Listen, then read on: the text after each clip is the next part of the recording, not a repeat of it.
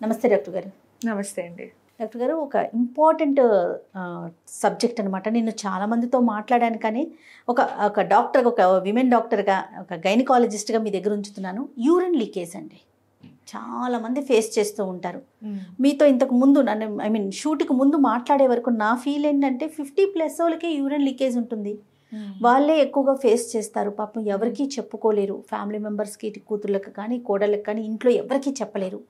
చాలా సఫర్ అవుతూ ఉంటారని. కానీ వన్స్ మీతో మాట్లాడాక మీరు చెప్పారు 30sలో కూడా ఉన్నారు అని. అసలు యూరిన్ లీకేజ్ అనేది ఎందుకు జరుగుతుందండి? యూరిన్ లీకేజ్ అనేది అది మనకి ఫైనల్గా వచ్చిన బై ప్రోడక్ట్ లాంటిది అనమాట. సో యూరిన్ లీకేజ్ అవ్వడం అనేది it is basically because of insult during delivery. చాలా మందిలో నార్మల్ డెలివరీ అయ్యేటప్పుడు, నార్మల్ డెలివరీ కొంచెం కష్టంగా అయినా, లేదు అంటే నార్మల్ డెలివరీ అయిపోయిన తర్వాత ఎక్సర్సైజెస్, అంటే నార్మల్ డెలివరీ అయినప్పుడు ఏదైనా, లేదంటే ప్రెగ్నెన్సీలో కూడా కింద మనకి పెల్విక్ ఫ్లోర్ మజిల్స్ అనేవి చాలా రిలాక్స్ అయిపోతాయి. రిలాక్స్ అయిపోయిన తర్వాత వాటిని మళ్ళీ టోన్ చేసుకోవడం కూడా మన బాధ్యత. ఓకే. సో డెలివరీ అయిపోయిన తర్వాత డిశ్చార్జ్ అప్పుడు అందరు డాక్టర్లు చెప్తారు పెల్విక్ ఫ్లోర్ ఎక్సర్సైజెస్ చేయాలి, కీగిల్స్ ఎక్సర్సైజెస్ అంటారు, ఆ ఎక్సర్సైజులు చేయాలి. కానీ ఎంతమంది చేస్తారు? అసలు నిజంగా క్వశ్చన్ మార్క్ అండి. ఎవ్వరూ చెయ్యరు. బహుశా 10% కూడా ఉండరేమో. ఉండరు, చేసేవాళ్ళు ఉండరు. చెప్తాం ఇలా చెయ్యాలండి అని చెప్పి అందరికీ చెప్తాం, కానీ ఎంతమంది చేస్తారు అనేది క్వశ్చన్ మార్క్. ఎవరు చేయరు. సో అల్టిమేట్గా ఎప్పుడైతే ఎవరిలో అయితే బాగా రిలాక్స్ అయిపోతుందో అప్పుడు అలాంటి వాళ్ళలో మెల్లగా లాస్ట్కి మేనిఫెస్ట్ అయ్యేది, లాస్ట్కి మనకు వచ్చేది ఏంటంటే యూరిన్ లీకేజ్ అనమాట. ఇది 2 రకాలుగా ఉంటుంది. ఒకటి ఏంటంటే అర్జిన్ కాంటినెన్స్ అంటారు, ఇంకోటి స్ట్రెస్ యూరినరీ ఇన్కాంటినెన్స్ అంటారు. స్ట్రెస్ యూరినరీ ఇన్కాంటినెన్స్ అనేది మనం చాలా మటుకు చూస్తాం. అంటే గట్టిగా నవ్వినా, హఠాత్తుగా తుమ్మినా, బాగా దగ్గినా, ఇలాంటి వాటిలో తెలియకుండా 2-3 డ్రాప్స్ యూరిన్ లీకేజ్ అయిపోతుంది అని చెప్పి. లేదు అదే బాగా సివియర్ అయిపోయిందంటే స్టెప్స్ ఎక్కినా, బాగా చాలాసేపు కూర్చొని సడన్గా లేచి నిలబడినా, ఇలాంటి వాళ్ళలో కూడా యూరిన్ లీకేజ్ అయిపోతూ ఉంటుంది. సో ఇది స్ట్రెస్ యూరినరీ ఇన్కాంటినెన్స్. అర్జిన్ కాంటినెన్స్ అంటే ఏంటంటే యూరిన్ ఒక్కసారి వస్తుంది అని అనిపించిన తర్వాత బాత్రూమ్ డోర్ వరకు వాళ్ళు వెళ్ళలేరు, మధ్యలోనే కొంచెం డ్రాప్స్ లీక్ అయిపోతుంటాయి. సో దాన్ని అర్జిన్ కాంటినెన్స్ అంటాము. So stress urinary incontinence, urge urinary incontinence, ఇలాంటివి మామూలుగా 1-2 డ్రాప్స్ పోతున్నాయి మేడం అని చాలా మటుకు ఎవ్వరూ రారండి. ఎందుకంటే అంటే కల్చర్ అలాంటిదో, అది నేను ఇలాంటి పెద్ద పెద్ద మాటలు చెప్పకూడదు, కానీ చాలా మటుకు వాళ్ళ హస్బెండ్స్కి కూడా చెప్పరు. అవును. ఎప్పుడైనా వేరే ఏదన్నా నార్మల్గా, ఇప్పుడు మేము ఎలాంటప్పుడు చూస్తామంటే హెల్త్ చెకప్స్కి వస్తారు, మాస్టర్ హెల్త్ చెకప్స్కి వీటికి వస్తారు. వచ్చినప్పుడు గైనకలాజికల్ ఎగ్జామిన్ చేసినప్పుడు మేము చూసినప్పుడు, ఏమా యూరిన్ లీక్ అవుతుందా అంటే, అవుతుందండి, కొంచెం అవుతుంది, ఎప్పటి నుంచో ఉంది కానీ మేనేజ్ చేసేస్తున్నాము. ఎందుకు మేనేజ్ చేయాలి అనేది మా గైనకాలజిస్ట్లకి ఎప్పటికీ అర్థం కాని క్వశ్చన్. అంటే చాలా లైట్ తీసుకుంటారంటారు. చాలా లైట్ తీసుకుంటారు. ఆ లైట్ తీసుకోవడం వల్ల ఏమైపోతుంది, మా దగ్గరికి ఎప్పుడు వస్తారంటే యూరిన్ సంచి మొత్తం వెజైనాలోంచి బయటకు వచ్చేస్తుంది. సిస్టోసీలు, యురెథ్రోసీలు అంటారు వాటిని.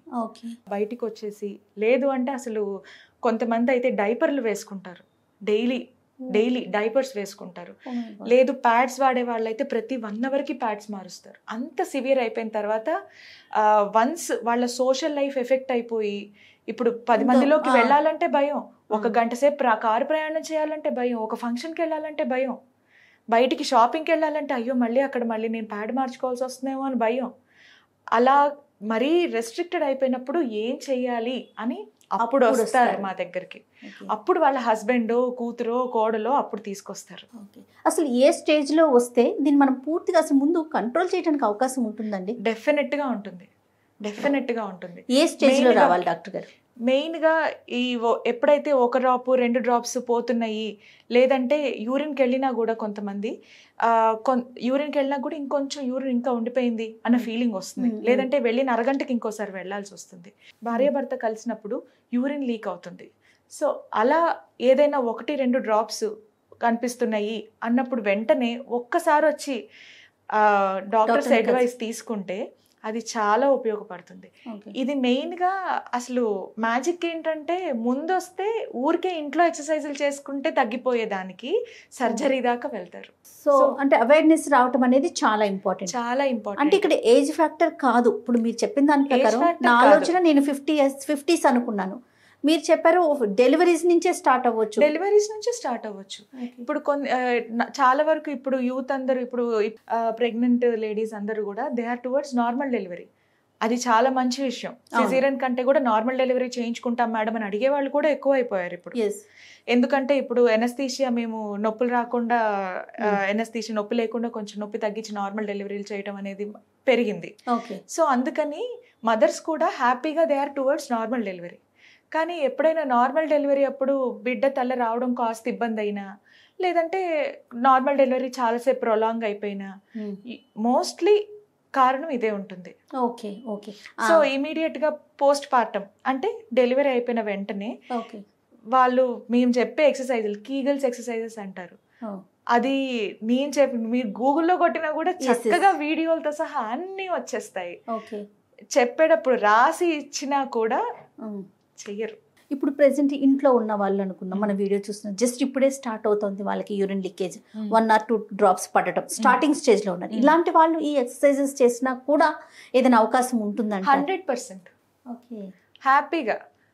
కీగల్స్ ఎక్సర్సైజెస్ ఏంటంటే ఏం లేదండి, మనం జిమ్కి ఎలా వెళ్తాం అలాగే జిమ్కి వెళ్తే ప్రతి మజిల్కి ఎక్సర్సైజ్ ఉంటుంది. అవును. కానీ పెల్విక్ ఫ్లోర్ మజిల్స్ అంటే మన మన మూత్రనాళం పక్కన మన మోషన్కి వెళ్ళేది 3 కలిపి ఒక డయాఫ్రమ్ లాగా ఒక అడ్డు దానిలా ఉంటుంది. సో దాంట్లోంచి 3 బయటకు వస్తాయి ఇలాగా. సో దాన్ని పెల్విక్ ఫ్లోర్ అంటాం.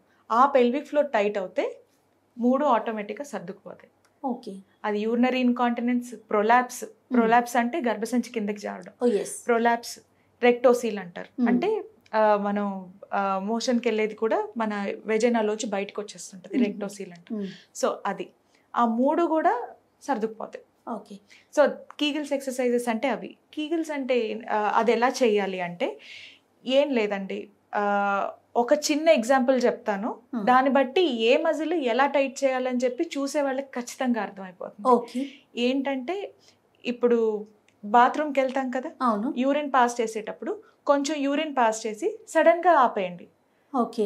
ఆపినప్పుడు కరెక్ట్ గా ఏ మజిల్స్ పట్టాలి అని చెప్పి అర్థమవుతుంది. అలా అర్థమైన తర్వాత బయటికి వచ్చి కూర్చొని కింద మన మజిల్స్ కింద మజిల్ అంతా ఇలా పైకి మనం పుష్ చేయమంటారు, పైకి ఇలా లాక్కోవాలి. మన అంబులికస్ వైపు అంటే బొడ్డు వైపు ఇలా గట్టిగా పైకి ఇలా టైట్గా పట్టేసి లాగినట్టు అలా టైట్గా పట్టి లాగి 30 కౌంట్ చేయాలి. 10 seconds రిలాక్సేషన్. 30 కౌంట్ చేయండి, 10 seconds రిలాక్సేషన్. అలా నెమ్మదిగా 10 సార్లు రోజుకి స్టార్ట్ చేసి మెల్లగా అది 90కి ఇంక్రీజ్ చేయాలి. వీడియో చూస్తున్న వారు ఇప్పుడు మేడం ఇది చేసాము అయిపోయింది నాకు తగ్గలేదు అంటే కాదండి, కనీసం ఇది రోజు చేయాలి. 6 వారాలు మినిమం టైం పడుతుంది ఎఫెక్ట్ చూపించడానికి. ఇది గనక కంటిన్యూ చేస్తే డెఫినెట్గా గ్రేడ్ 1లో ఉన్న వాళ్ళందరూ అసలు మా దగ్గరికి రానవసరం లేదు. రైట్. కీగల్స్ ఎక్సర్సైజెస్ అనేవి అంత important. Okay. Especially post delivery magic లాగా పనిచేస్తాయి. ఓకే. ఇది ఓన్లీ డెలివరీ ఫ్యాక్టర్తోనే వచ్చే ఇష్యూ అంటారా, లేకపోతే మన లైఫ్ స్టైల్ మోడిఫికేషన్స్ కానీ ఫుడ్ హ్యాబిట్స్ కానీ ఇవన్నీ మార్పులు చేర్పులు చేసుకోవాల్సిన అవసరం ఉంటుందంటారా? ఉంటుంది. ఓన్లీ ఇప్పుడు ఎక్కువగా వెయిట్ లిఫ్టింగ్ చేసే వాళ్ళకి ఉంటుంది, కొంతమంది దగ్గు ఎక్కువ వస్తున్న వాళ్ళకి, లంగ్ డిసీజెస్ ఉన్న వాళ్ళకి కూడా ఉంటుంది. ఏం లేదు, బేసికల్గా అబ్డామిన్లో ప్రెషర్ కంటే పెల్విక్లో ప్రెషర్, అబ్డామిన్లో ప్రెషర్ పెల్విక్ ప్రెషర్ పోల్చుకుంటే పెల్విక్ ప్రెషర్ కంటే అబ్డామిన్ ప్రెషర్ ఎప్పుడైతే ఉంటుందో సో యూరిన్ లీకేజ్ అవుతుంది. అండ్ ఎక్కువగా యూరిన్ ఆపేసుకొని అంటే వాష్రూమ్కి వెళ్లకుండా ఉండడం, యూరిన్ ఆపేసుకొని ఉండడం, ఇలాంటి వాళ్ళలో కూడా ఇది మెల్లగా మేనిఫెస్ట్ అవుతుంది. అసలు ఈ ఇష్యూనే రాకుండా ఉండాలంటే డే 1 నుంచి ఆడపిల్లలకి మనం ఏమన్నా చెప్పొచ్చు అంటారా డాక్టర్? ఎక్సర్సైజ్ ఏ టైప్ ఆఫ్ ఎక్సర్సైజెస్ అంటారు? వన్ ఈస్ ఇదే pelvic floor exercise, gym training అప్పుడు lower body, lower thighs and buttocks exercises ఎక్కువ చేయడం. అండ్ ఆడపిల్లల్లో అయితే మరీ డెడ్ లిఫ్ట్లు ఇలాంటివి ఎక్కువగా చేయకుండా ఉండడం. విమెన్కి మీరేం చెప్తారు సుమన్ టీవీ తరపున ఈ యూరిన్ లీకేజ్కి సంబంధించి? ముఖ్యంగా విమెన్కి మామ్స్కి చెప్పండి. ఫస్ట్ మీరు డెలివరీ అయిన తర్వాత ఖచ్చితంగా మీ గైనకాలజిస్ట్ మీకు ఏం చెప్తుందో తప్పకుండా పాటిస్తే అసలు ఈ ప్రాబ్లం ఉండదు. లేదు ఆల్రెడీ అయిపోయింది, మేము సఫర్ అవుతున్నాము, 1 లేదా 2 డ్రాప్స్ మెల్లగా నాకు గ్రేడ్ 1 స్టేజ్లో ఉన్నాను వస్తుంది అంటే కీగల్స్ ఎక్సర్సైజెస్ అంటారు. ఇది నేను చెప్పింది అర్థమైనా కాకపోయినా ఒకసారి గూగుల్లో మీరు కొట్టి చూస్తే కీగల్స్ ఎక్సర్సైజెస్, లేదా ప్రతి ఒక్కరికి గైనిక్ ఉంటారు మాకు తెలిసిన వాళ్ళు, సో వాళ్ళు ఒక్కసారి కన్సల్ట్ అయినా కూడా సరిపోతుంది. కీగల్స్ ఎక్సర్సైజెస్ తోటి చాలా మటుకు రిలీఫ్ ఉంటుంది. లేదు అది ఒక 2 నెలలు చేసామండి, మేము ఆల్రెడీ చేస్తూనే ఉన్నాము, ఇంకా తగ్గట్లేదు అంటే దయచేసి ఒక్కసారి గైనకాలజిస్ట్ని కలవండి. అది బాగా ముదిరిపోయిన తర్వాత సర్జరీకి వెళ్ళే కంటే గ్రేడ్ 1 గ్రేడ్ 2లో నాన్ సర్జికల్ మెథడ్స్ తోటి, అంటే సర్జరీ అవసరం లేకుండా దాన్ని ట్రీట్ చేసేవి చాలా వస్తున్నాయి ఈ మధ్య. ఇక్కడ ఇంకొక చిన్న అపోహ కూడా ఒకటి ఉంటుందండి. యూరిన్ లీకేజ్కి ఏమనుకుంటారంటే డయాబెటిక్ పేషెంట్స్, డయాబెటిక్ వల్ల కూడా యూరిన్ లీక్ అవుతుంది అనే ఒక ఆ మిత్తులో ఉండిపోతూ ఉంటారు. కాదంటే మీరు విన్నారా? పేషెంట్స్ దగ్గర నుంచి వినే ఉంటారు. ఎందుకు మేము కూడా వచ్చినప్పుడు మేము టెస్ట్ చేస్తాం డయాబెటీస్ కి. ఓకే, సో అది రీజన్ ఉండొచ్చా డాక్టర్? డయాబెటీస్ వాళ్ళు యూరిన్ కి ఎక్కువ వెళ్తారండి. అవును, యూరిన్ లీకేజ్ కాదు వాళ్ళకి. ఓకే, యూరిన్ కి ఎక్కువ వెళ్తారు వాళ్ళు. ఓకే, సో లీకేజ్ దాంతో మనము టైప్ చేయడానికి లేదు. అంటే they do come with this. వాళ్ళు వస్తారు, వచ్చిన దాంట్లో ఒక 10 మంది పేషెంట్లు వస్తే దాంట్లో 5 డయాబెటీస్ ఉంటుంది, కానీ ఖచ్చితంగా దాని వల్ల అన్వయించలేము. థ్యాంక్ యూ సో మచ్ అండి, మంచి వండర్ఫుల్ ఇన్ఫర్మేషన్ అందించారు. Thanks a lot. నమస్తే.